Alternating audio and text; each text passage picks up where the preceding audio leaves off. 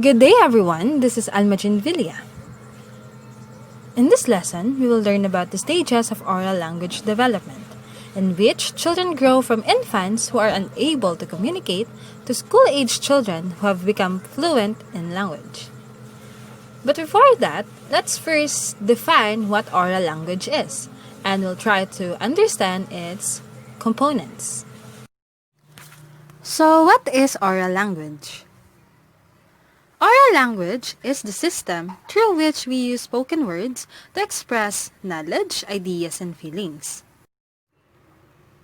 Oral language is often associated with vocabulary as the main component. However, oral language consists of much more. In the broadest definition, oral language consists of 5 areas, and these are phonology, syntax, morphology, semantics, and pragmatics. The acquisition of these skills often begins at a young age, before students begin focusing on print-based concepts such as sound symbol correspondence and decoding. Because these skills are often developed early in life, children with limited oral language ability are typically at a distinct disadvantage by the time they enter kindergarten. Let's take a deeper look at these 5 areas of oral language. First on the list is phonology. Phonology covers the organization or system of sounds within a language.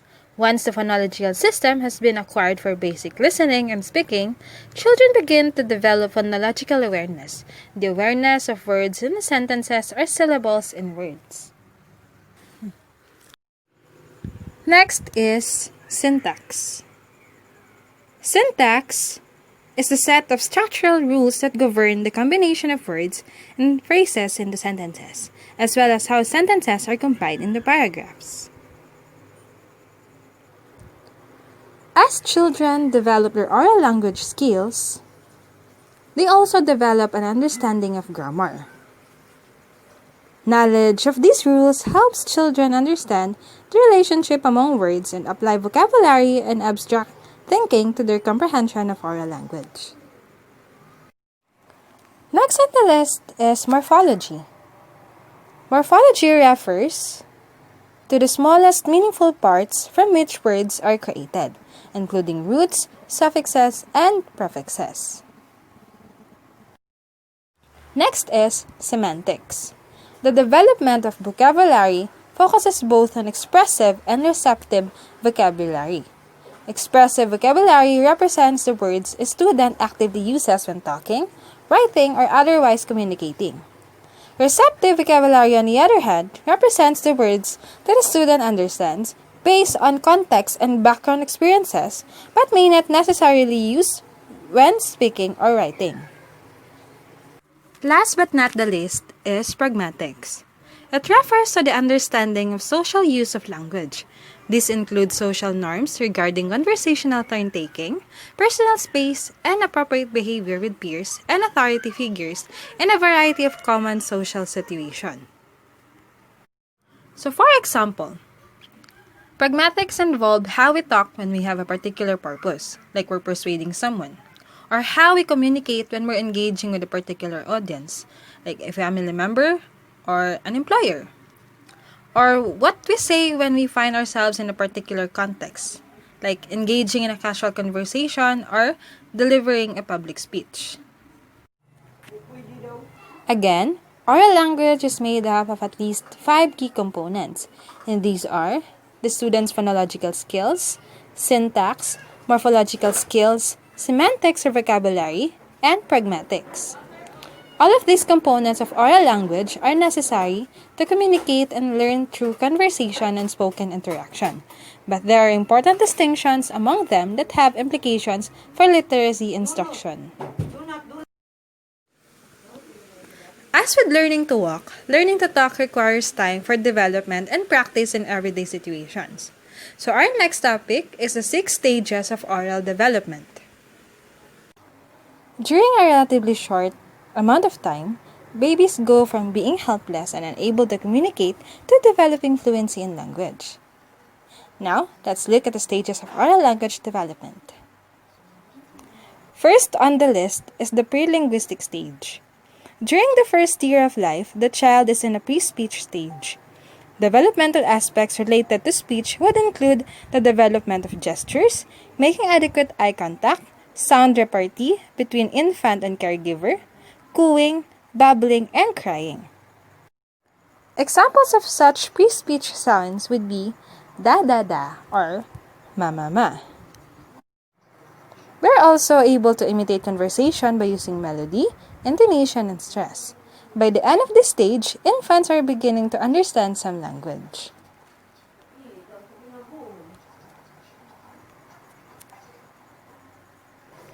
The next stage is the hollow phrase or one-word sentence. The child usually reaches this phase between the age of 10 and 13 months. Although the child tends to utter a single word at a time, its meaning is also supplemented by the context in which it takes place, as well as by the nonverbal cues. For example, when the baby say dada, which means, Daddy, please come to me. Or when the baby say milk, which means, I want milk. The next stage is the two-word sentence or telegraphic speech. By 18 months, the child reaches this stage. His or her sentences now usually consist a noun or a verb plus a modifier. This enables a child to formulate the sentence, which may be either declarative, negative, imperative, or interrogative. Examples of such sentences are, for the declarative, doggy big, which possibly means that the baby is declaring that the dog is big. Next example is for the interrogative, where ball could possibly mean that the baby is asking where is the ball. Next is for the negative, not egg, which could possibly mean that it's not an egg or the baby doesn't want an egg. Next example is for imperative, more sugar, meaning the baby want more sugar. Next stage is the multiple word sentences. The child reaches this stage between the age of 2 and 2.5. Grammatical morphemes in the form of prefixes or suffixes are used when changing meanings or tenses. Furthermore, the child can now form sentences with a subject and a predicate. Using the examples which were listed in a previous stage, the sentences could now be the following. Doggy is big. Where is ball? That is not egg. I want more sugar. Next stage is more complex grammatical structures. Children reach this stage roughly between 2.5 and 3 years of age. They use more intricate and complex grammatical structures, and elements are added like conjunction, embedded and permuted within sentences, and prepositions are used. Examples are, read it, my book, like for the conjunction. Where is daddy, for embedding. I can't play, permutation. Take me to the shop, uses preposition of place. Next stage is adult-like language structures. The 5 to 6-year-old child reaches this developmental level. Complex structural distinctions can now be made, such as by the using concepts ask, tell, and premise, and changing the word order in the sentence accordingly. Examples are, ask her what time it is, or he promised to help her.